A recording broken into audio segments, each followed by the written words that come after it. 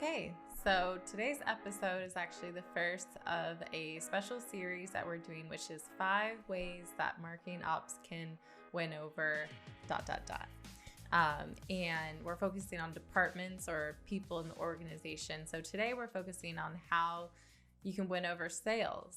The reason why we're doing this series is because a lot of people don't understand what marketing ops does, and we think that they don't really get the value or recognition that they really deserve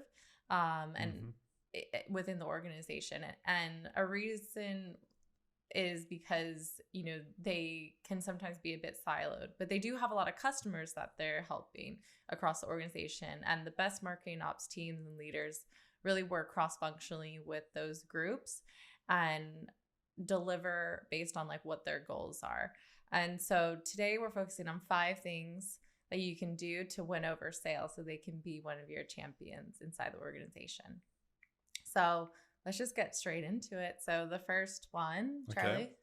Yeah. So first one is about a leaky funnel and not having a leaky funnel. So a lot of times you might have several different issues that are causing leads not ending up in the hands of sales. Mm-hmm. You don't want to be the reason why sales isn't getting high quality leads, like a demo request or a contact us or something like that, just because something's broken within your marketing operations process. You don't want to be the scapegoat. Sales need to be confident that every lead is being delivered to them, and you need to be able to have that confidence too, so you can sleep well at night. Mm-hmm. So there's some common culprits just to look out for, but I think really auditing that process from a lead arriving in your marketing automation platform and then arriving in the right salesperson's hands. And this, like I said, there's a few things that can cause issues. Sync errors, right? We've all seen them, especially with Marketo and Salesforce. Mm-hmm. A lot of times a lead might be in Marketo, not end up in Salesforce for a while or even ever based on a sync error. And that is just not acceptable. You need to make sure they're getting into Salesforce and routed. Mm-hmm. Talking about routing, there could be routing issues, right? You might not have your lean data process set up correctly, your assignment rule set up correctly. You might even be assigning from your marketing automation platform. So you got to make sure all of that is buttoned up and leads are getting routed to active reps and the right rep. And then there could be lifecycle or scoring issues, right? You might not be scoring people appropriately. You might be scoring on the wrong field. Your lifecycle process might not be MQLing all of the appropriate people. And then that therefore wouldn't be kicking off your routing rules. And partly on the same story there, you might have issues with your enrichment tool. So if you're enriching in Marketo, for example, are you enriching all the right fields? Are they being scored? Is that data then, getting the score up on that person to be able to MQL correctly? Are the right leads MQLing and then getting to sales? You got to make sure that process is just seamless, without error, and work every time.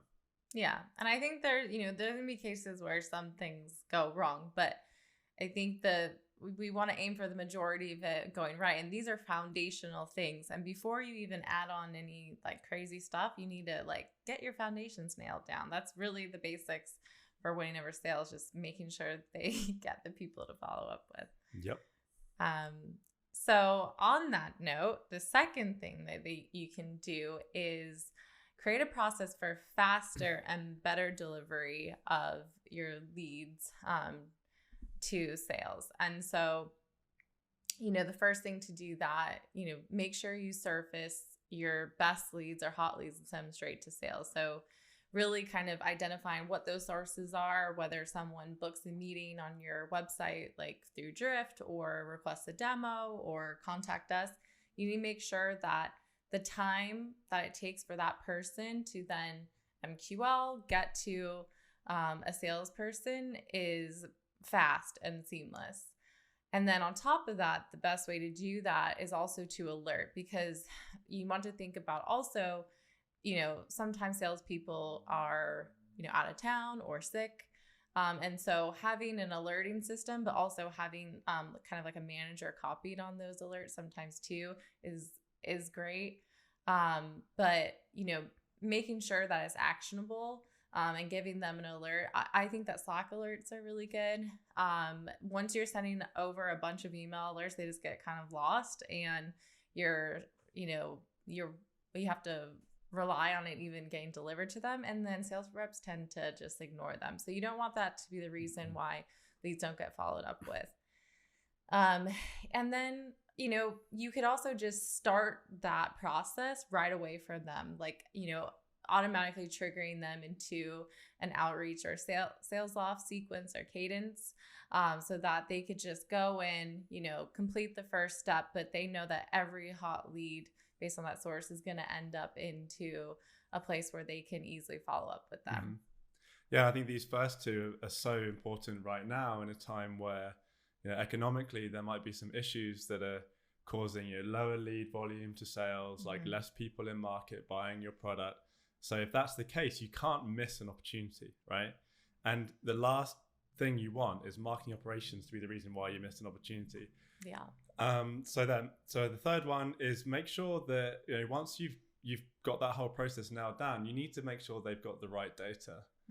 These days we are spoiled with data. There's data coming out of our eyeballs. We've got data everywhere. But it's making sure they have the right data and it's actionable. So things like intent data. There's my call coming up. But things like intent data, right? There's lots of different tools for intent data now. You've got to really make sure that the data that you are surfacing to sales with intent data is actually relevant and actionable to them, right? Like surging or something that's more current and has some recency to it. Yeah. But then also helping them build out their contact data, right? Sales are on the phone all day. They're sending emails. They're dealing with inbound leads. They've got a lot on their plate. One of the things that a lot of the times we try and get them to do is to build out data for target accounts.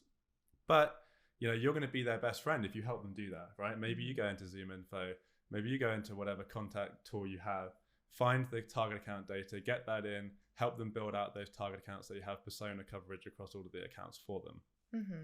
Then meaningful activity data. It's not good enough just to be like, okay, we've got MSI, it's got the data in there, right? Sometimes they're not going to be looking at MSI. Sometimes you've got to build better lead and contact views that's going to show them things like lead grade, have the intent data, behavior data, everything they need just on one page to be able to see who should I call today, who should I target today, and then help them also build out. If you've got an ABM model, target account insight dashboard, right? You can create it either for a team, for all of the sales team, for individuals, for groups of target accounts, however you want to build it. But helping them know that when they come in on a Monday, Tuesday morning, or whatever day it is, they know who to prioritize and why, and they have the data to go to action. Totally. Yeah. There's the next step to getting them to love you is not only receiving those people, but also understanding what they need to do with them, or having insight into how to better follow up with them or personalize their efforts. And that's the next step. And we do have a bunch of that data at our fingertips we can use.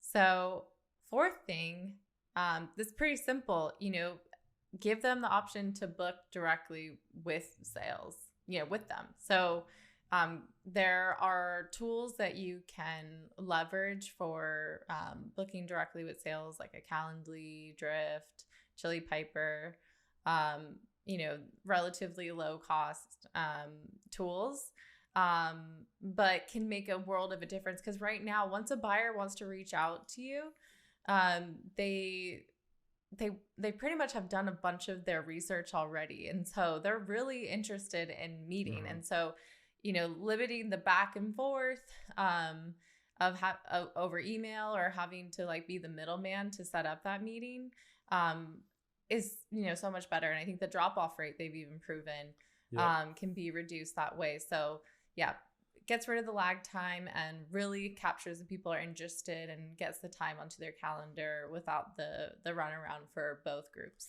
And I have a good story on this one, actually. Well, for one of our clients, I was looking into different ABM platforms and for them, and I went to the common players there, and you would recognize all the names. I'm not going to call out the name that I had the issue with, but I filled out all of their contact us forms, and I filled out, say, for 5 different companies. 3 of them got back to me same day.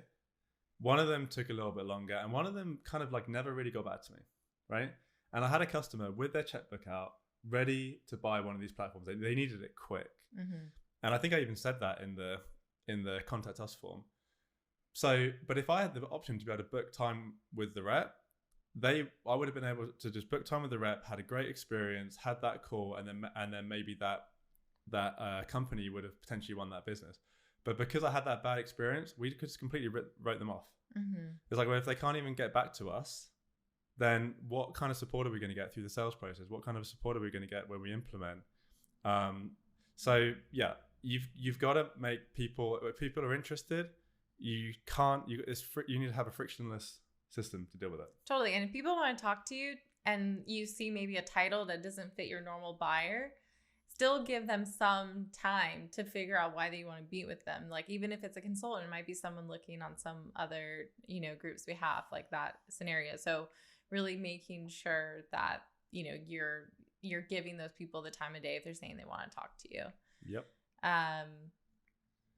All right. So the last thing is, how can we really make sure where the salespeople are putting their time is going to be super useful. We always tell SDRs or salespeople, make sure your follow-up is personalized, really do the due diligence. But, marketing's goals tend to be pretty high. They're generating a lot of interest. They have a lot of people coming in inbound or MQLs, but then they're pushing their sales team to really do personal outreach and then do enough outreach. And then you can think about, well, if you're a salesperson, you're like, how do I do all of that? How do I make sure I give enough touches to all those people? How do I make sure it's personalized, but also still meet my numbers that are like growing and growing and growing? And so really, I think we can take a tiered approach with that follow-up, and marketing ops can help automate maybe some of the outreach that a rep would normally do, but for some of your like lower level leads. And so that at least all leads are being, qualified. But the really cream of the crop are surfaced to them so that they can do a more personalized effort. It's something, digging into the account, finding other people at the account that they can reach out to.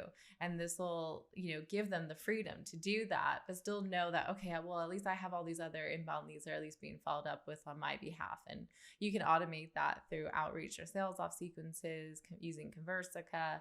Or even like an automated nurture set up in your system. And so that's something that I think some people are starting to think about doing. It doesn't mean do that for all your inbound leads. I think, that kind of defeats the purpose of having your sales team. Really give them the autonomy to, have good due diligence on those top tier leads. Yeah, for sure. So to summarize, make sure I don't have a leaky funnel.